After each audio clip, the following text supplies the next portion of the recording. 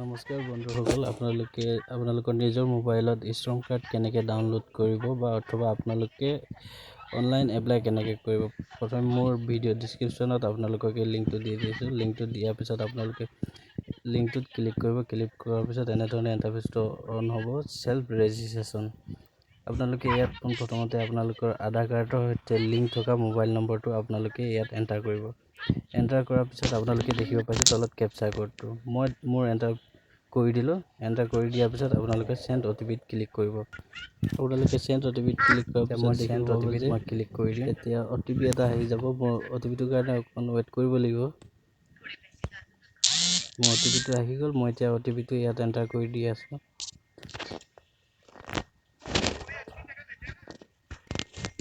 মই OTP-টো এণ্টাৰ কৰিলোঁ। OTP enter কৰাৰ পিছত ছাবমিটত ক্লিক কৰিব। ছাবমিটত ক্লিক কৰাৰ পিছত এনেধৰণে দেখিব পোৱা যাব যে আপোনালোকৰ আধাৰ নম্বৰটো ইয়াত এণ্টাৰ কৰিব লাগিব। আধাৰ নম্বৰটো এণ্টাৰ কৰাৰ পিছত আপোনালোকে এনেকৈ ইণ্টাৰফেচখন অ'পেন হৈ আহিব। আপোনালোকৰ ডিষ্ট্ৰিক্ট চাৰ্চ কৰিব, ষ্টেট চাৰ্চ কৰিব। মই মোৰ চিলেক্ট কৰি দিছোঁ। মোৰ state Assam, district Lakhimpur enter কৰি দিছোঁ। এণ্টাৰ কৰাৰ পিছত আপোনালোকে দেখিব পাইছে। আপোনালোকে যদি গাঁৱৰ হয় তেতিয়া আপোনালোকে ৰুলাৰত ক্লিক কৰিব। যদি আপোনালোকে চহৰ হয় আৰবিন, ছেভ কণ্টিনিউত ক্লিক কৰিব। মই বহাই দিলোঁ মোৰ ছেভ কণ্টিনিউত ক্লিক কৰাৰ পিছত আপোনালোকে দেখিব পাইছে এডুকেশ্যন কোৱালিফিকেশ্যন। আপোনালোকে ইয়াত আপোনালোকৰ বহাই দিব আপোনালোকৰ মান্থলি ইনকাম কিমান হয়। ইনকাম চাৰ্টিফিকেট আপোনালোকে ইনকাম চাৰ্টিফিকেট আপলোড কৰিলেও হ'ব, নকৰিলেও হ'ব।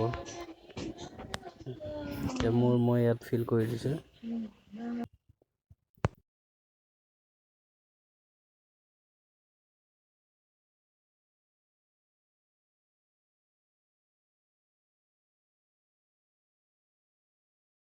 মই এণ্টাৰ কৰি দিলোঁ। এণ্টাৰ কৰাৰ পিছত ছেভ কণ্টিনিউত ক্লিক কৰিলোঁ। ইয়াত আপোনালোকে দেখিব পাইছে আপোনালোকে ইয়াত কি কাম কৰে।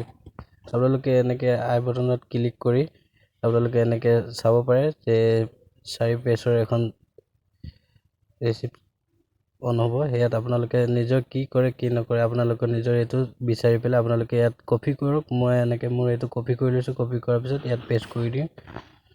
আপোনালোকে এনেদৰে পেষ্ট কৰি বহুৱাই ল'ব পাৰে আপোনালোকে কি কৰে কি নকৰে। আৰু এতিয়া আপোনালোকে দেখিব পাইছে মই ইয়াত কিমান দিনৰ পৰা এইটো কামৰ লগত জড়িত। মই ইয়াত এতিয়া দি দিম মোৰ 2 বছৰ বুলি 2 বহাই দিলোঁ। বহোৱাৰ পিছত আপোনালোকে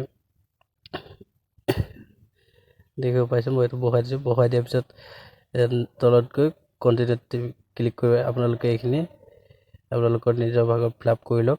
মই ফিল আপ কৰাৰ পিছত ছেভ কণ্টিনিউ তাত ক্লিক কৰি দিছোঁ। ক্লিক কৰাৰ পিছত আপোনালোকে দেখিব পাইছে বেংক ডিটেইলছ। এইটো ভালকৈ মনোযোগ দি আপোনালোকে বহুৱাব আপোনালোকৰ বেংক ডিটেইলছটো। মই ইয়াত এতিয়া মোৰ নিজৰ বেংক ডিটেইলছ মই ইয়াত বহুৱাই দিলোঁ। বহুৱাই ছেভ কণ্টিনিউত ক্লিক কৰি দিব। মই ইয়াত ছেভ কণ্টিনিউত মই এতিয়া আপোনালোকে দেখিব পাইছে ছেভ কণ্টিনিউত মই ক্লিক কৰি দিম। ছেভ কণ্টিনিউত ক্লিক কৰাৰ পিছত আপোনালোকে দেখিব পাইছে আপোনালোকৰ পূৰা ডিটেইলছ ইয়াত ওলাই আহি আছে। পূৰা গোটেই ডিটেইলছখিনি আপোনালোকৰ আহি গৈছে। মই মোৰ নিজৰ ডিটেইলছখিনি মই ব্লাৰ কৰি দিছোঁ।